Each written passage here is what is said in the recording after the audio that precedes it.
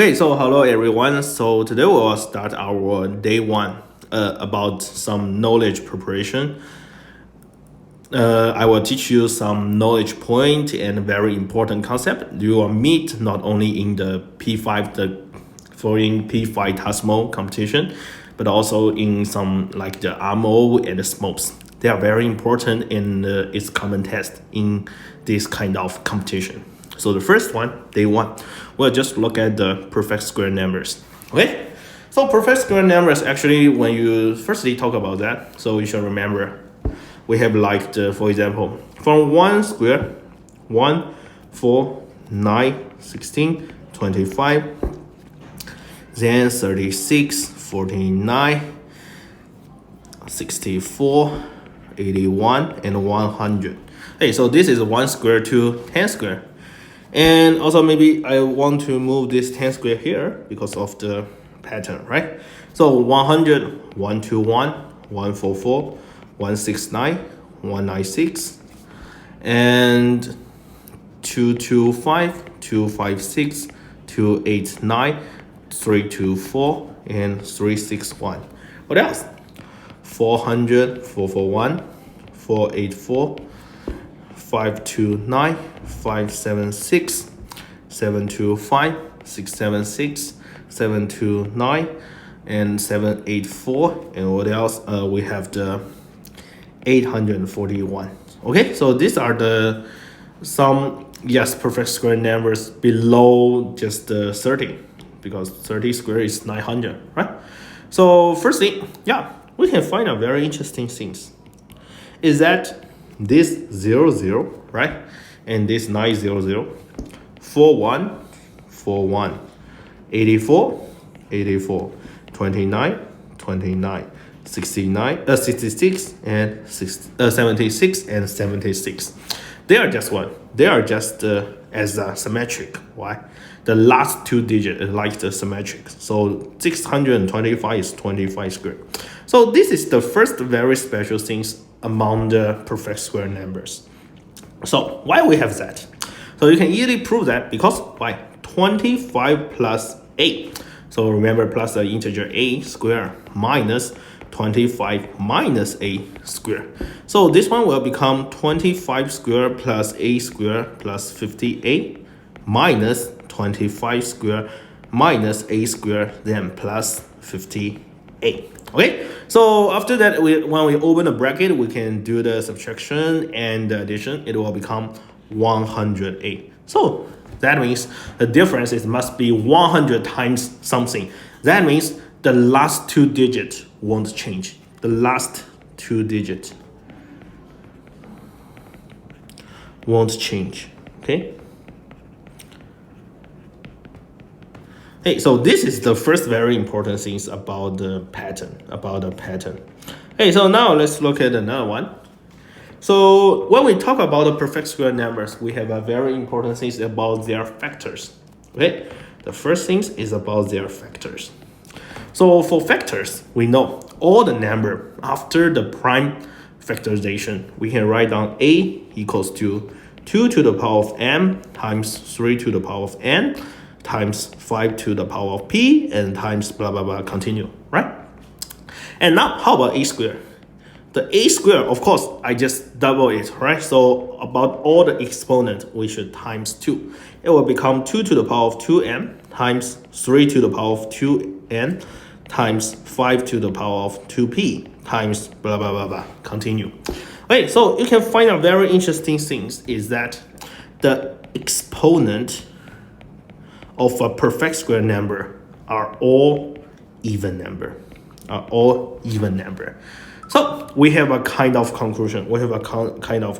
Is like the number of perfect square numbers factor. So it should be 2n plus 1, the exponent plus 1 then times up, times 2n plus 1 times 2p plus 1 then times blah blah blah blah. Okay, so you can find this must be an odd number, and odd number. So the result must be a odd number. Okay, the result must be a odd number. And so that means once you find out the number of the factors is an odd, so that means this one must be we can write it into a perfect square number. And then let's talk about the sum of factors. Okay, remember the sum of the factors is like 1 plus 2 to the power of 1 plus 2 squared plus blah blah blah blah, then times 1 plus 3 to the power of 1 times 3 to the power of 2 plus blah blah blah blah, then continue right. So remember, since this one the number of the factors is odd and each part is odd, so the sum of the factors must also be odd number. Okay, so this is about the factors, one of the most important part about the perfect square number. Then now let's look at the second part. So maybe I write down here.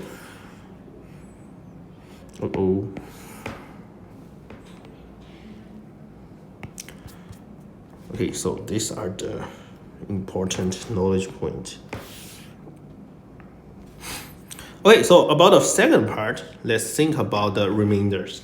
Okay, another very important thing about the remainder. So this one, we can just try to find out the pattern, and sometimes we can just use the remainder to find out whether this one must be a kind of perfect square number. So the first thing, a very important thing, is like the last one digit. Okay, so you can observe the things, right? You can observe all the perfect square numbers. That means we only have 6 possible answers as the last one digit, which is 0, 1, 4, 9, 6, and 5.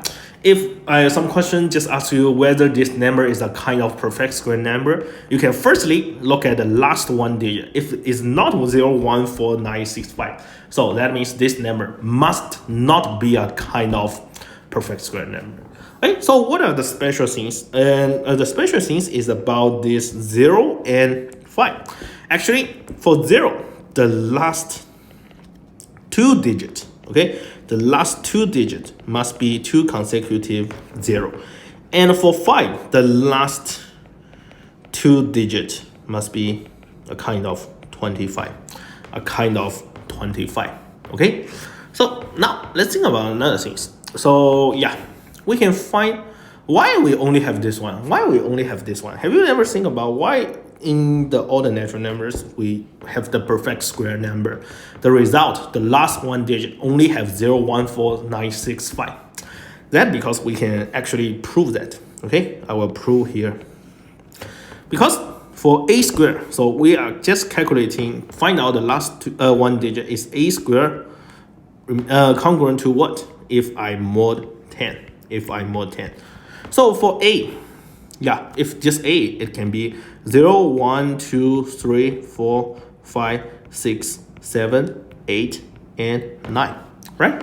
So then for a square, we can find if we mod 10, the only result is 0, 1, 4, 9, 6, and 5, 6, 9, 4, 1. Okay, so you can find out they are just some patterns. So if we mod 10, the result only have this part. So that's the reason we only have this part. Okay, so now let's think about another one. So if I want to think about what is the remainder of the last 2 digits if I divide by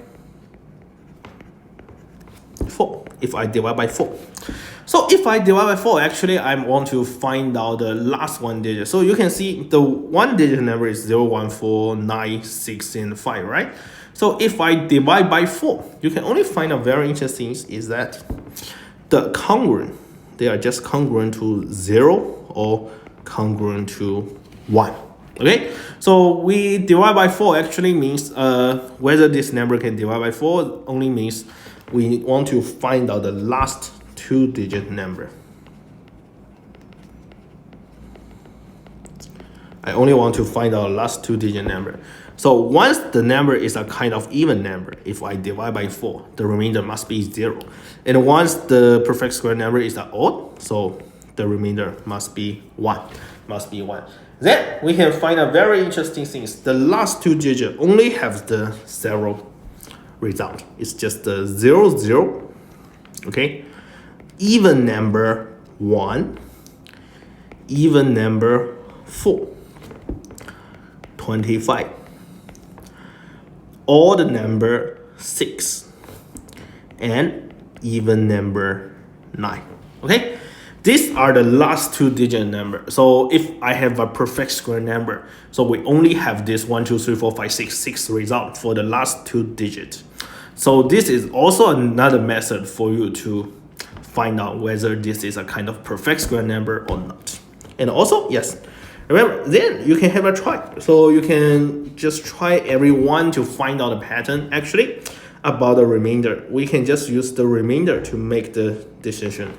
So if I divide it by 3, if I divide it by 5, if I divide it by 8, if I divide it by 9, and also if I divide it by 16. We all have this kind of pattern. So I think the most important part you need to remember is 3 and 5. So if I divide by 3, the remainder can only be 1 or 0. If I divide by 5, it must be 1 or 0 or 4. These are two very common used methods to make the decision. And all the other things, yes, you can just calculate and find out the pattern is 0 or 1 or 4. And this is 0 or 1 or 4 or 7. And the last one is 0 or 1 or 4 or 9.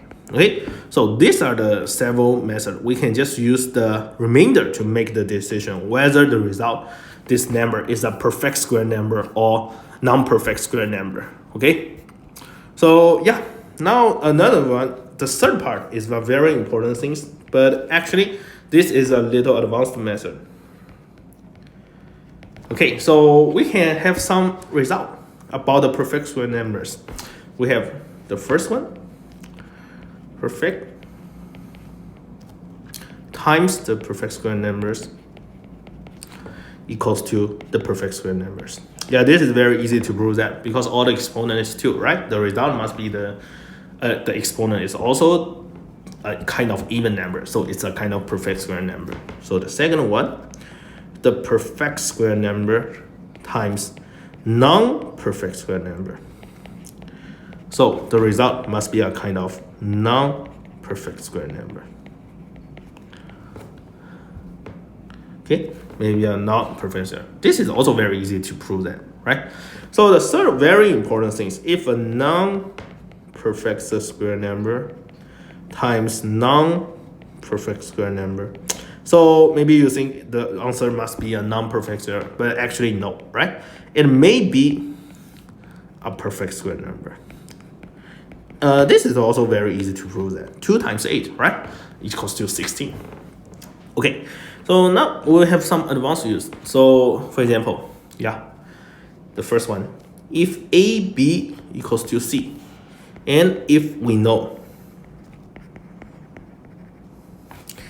A is a perfect square number, then we can make the decision. The first one, if B is perfect square numbers, that means what? That means C must be perfect square number. Okay, if B is perfect square number, C must be a kind of perfect square. If B is non-perfect square number, so that means C must not be a perfect square number. Okay, C must be a perfect square number. So we have another thing. If AB equals to C and C is perfect square number, that means what? Yes, that means A and B must be co-prime, and A and B are both perfect square number. Okay. Hey, so this is all the things about the perfect square numbers, and you can just have a look. And sometimes the question is just test about all the things. The common test is about the factors and the remainder. So I hope you can just remember this conclusion, and it's very important. I hope you can have a review, and also yes, sometimes in the real competition.